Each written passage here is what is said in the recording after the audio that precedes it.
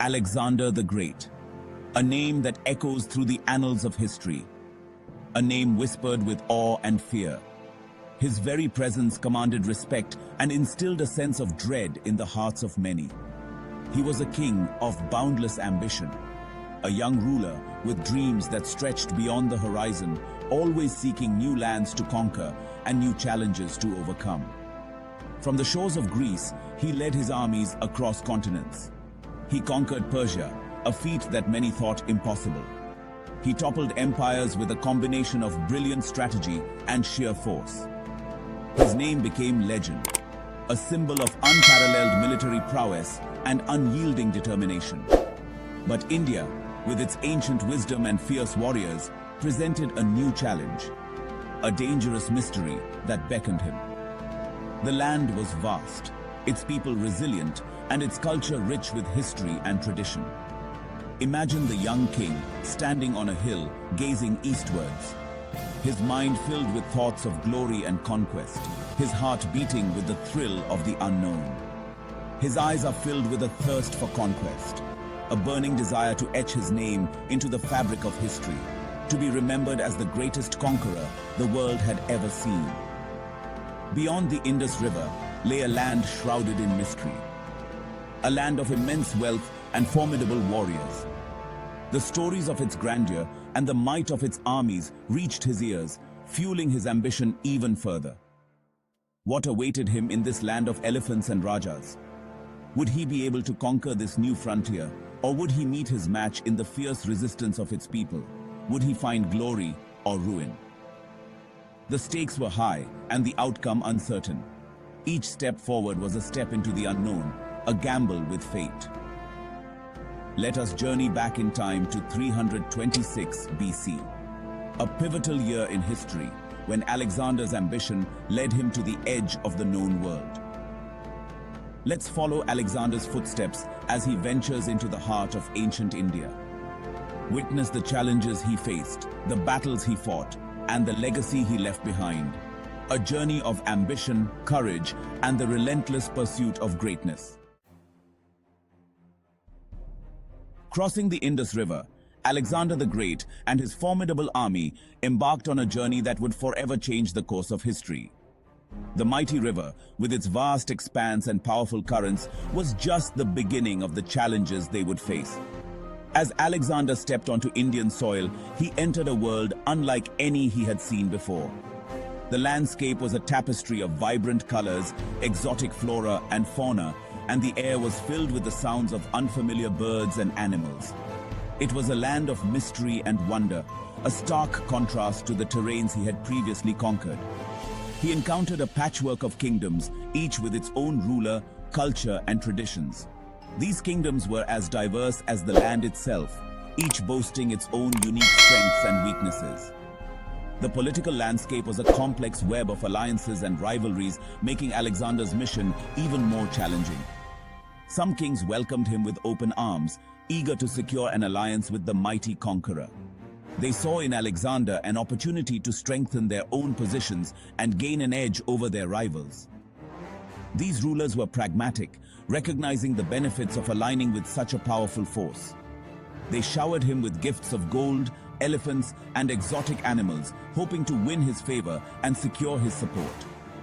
The wealth and splendor of these gifts were a testament to the prosperity and richness of their kingdoms. One such king was Ambhi, ruler of Taxila. Ambhi was a shrewd and ambitious leader who saw an opportunity in Alexander's arrival. He understood the potential benefits of an alliance with the Macedonian conqueror and was quick to extend his hand in friendship. Ambhi saw an opportunity in Alexander's arrival. He hoped to use Alexander's might against his rival, Porus. Ambhi's court was abuzz with discussions and strategies as he and his advisors plotted their next moves. Ambhi hoped to use Alexander's might against his rival, Porus. He believed that with Alexander's support, he could finally defeat Porus and expand his own kingdom. The alliance was mutually beneficial, with both leaders standing to gain from their cooperation. But other kings, like the proud Porus, refused to bow. Porus was a formidable warrior and a proud ruler who valued his independence above all else. He was determined to defend his kingdom and his honor, no matter the cost. They were determined to defend their kingdoms, no matter the cost. Porus and his soldiers prepared for battle with unwavering resolve, ready to face the might of Alexander's army. The tension was palpable, as both sides readied themselves for the inevitable clash.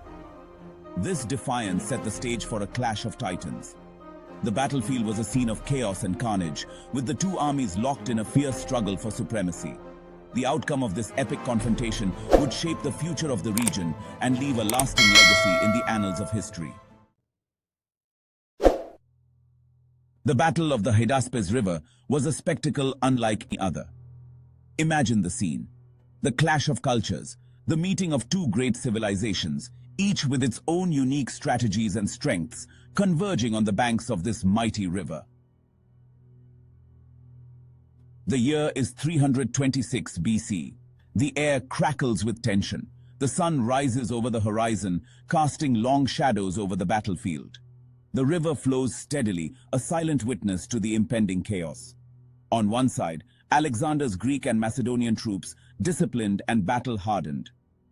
These soldiers, veterans of numerous campaigns, stand ready, their armor gleaming in the early light. They are a formidable force, trained to perfection. On the other, King Porus's forces, including hundreds of war elephants. These warriors, fierce and determined, are prepared to defend their homeland at all costs. The elephants, adorned with armor and war paint, add an element of sheer power and intimidation. These magnificent creatures, towering over the battlefield, were a terrifying sight. Their presence alone could strike fear into the hearts of even the bravest soldiers. The ground shakes as they move, a reminder of their immense strength. The earth trembles beneath their feet. The sound of their approach is like distant thunder, growing louder with each step. The tension in the air is palpable as both sides prepare for the inevitable clash. Trumpets blare, signaling the start of the battle. The sound echoes across the battlefield, a call to arms that sends a shiver down the spine of every soldier present. The moment of truth has arrived. The clash was fierce and bloody. Swords clashed, shields splintered, and the cries of the wounded filled the air. The battlefield became a chaotic melee, with neither side willing to give an inch. Alexander's cavalry clashed with Indian chariots. The speed and agility of the cavalry were matched by the strength and resilience of the chariots. It was a battle of tactics and brute force. Arrows rained down from the sky. The archers, positioned strategically, unleashed volley after volley, turning the sky dark with their deadly projectiles. Each arrow found its mark, adding to the chaos below. Elephants thundered through enemy ranks. Their sheer size and power made them unstoppable, trampling everything in their path. The battlefield was a scene of utter devastation as the two armies fought with all their might. Despite the victory at Hydaspes, Alexander's progress was halted. He hadn't anticipated the ferocity of the Indian monsoon. Torrential rains transformed the land into a treacherous swamp. Rivers overflowed their banks, turning the battlefield into a sea of mud. The relentless rain and humidity took their toll on Alexander's men. Supplies dwindled, morale plummeted. The soldiers, exhausted and homesick, yearned for their homeland. They had faced countless enemies, but the Indian monsoon proved to be a formidable foe. Section 5. The Soldiers Revolt. After years of relentless campaigning, a sense of mutiny began to stir among Alexander's troops. The hardships of the Indian campaign had taken their toll. The soldiers, weary of constant battles and the unforgiving climate, longed to return home. They had heard tales of the Ganges River, beyond which lay even more powerful kingdoms. The prospect of facing these new dangers filled them with dread. When Alexander announced his plans to push further east, his troops refused to go. The rebellion shocked Alexander. He had never faced such defiance from his men. Section 6. Wisdom of the Sages.